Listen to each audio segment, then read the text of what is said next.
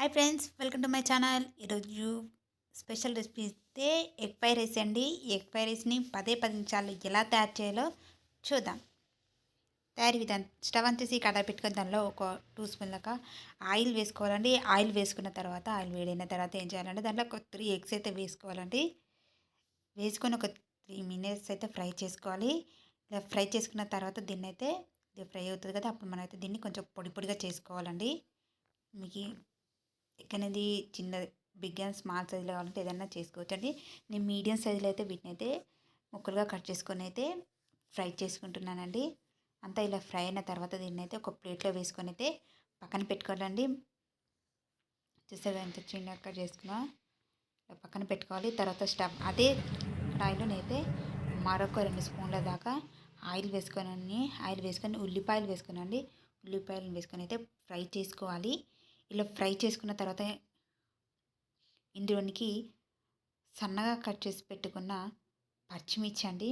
నేను red green లాగా అట్లా తీసుకున్నాను, కలర్ బాగా ఊపడుతుంది కదా అని.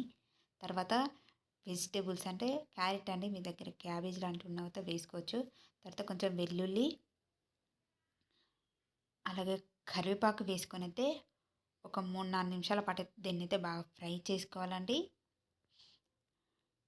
అంతా ఇలా ఫ్రై అయిన తర్వాత ఇందులోనికి ముందుగా కుక్ చేసి పెట్టుకున్న రైస్ని వేసుకోవాలి. ఇలా రైస్ వేసుకున్న తర్వాత ఇందులోనికి మనం ఫ్రై చేసి పెట్టుకున్న ఎగ్ ఉంది కదా, అది కూడా వేసుకోవాలండి.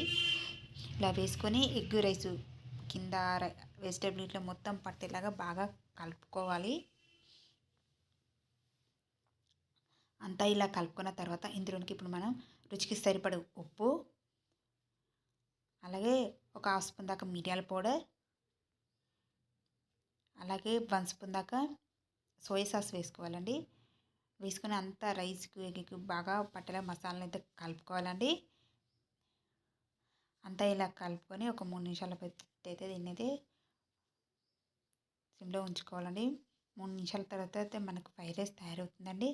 ఇందులోకి చివరిగా అయితే స్ప్రింగ్ ఆనియన్స్ వేసుకొని అంతా ఒకసారి కలుపుకొని ఒక నిమిషం పాటు ఉంచుకొని స్టవ్ ఆఫ్ చేసుకోవాలండి. స్టవ్ ఆఫ్ చేసుకొని ఒక ప్లేట్లో సర్వ్ చేసుకుంటే ఎగ్ ఫ్రైడ్ రైస్ రెడీ అవుతుంది ఫ్రెండ్స్. ఈ ఎగ్ ఫ్రైడ్ రైస్ని ఎంత సింపుల్గా తయారు చేశారో చూస్తారు కదా. మరి ఈ వీడియో మీకు నచ్చినట్లయితే లైక్ చేయండి ఫ్రెండ్స్, షేర్ చేయండి. మరి ఇలాంటి వీడియోల కోసం అయితే నా ఛానల్ని అయితే సబ్స్క్రైబ్ చేయడం అయితే మర్చిపోకండి అబ్బా. Thank you for watching.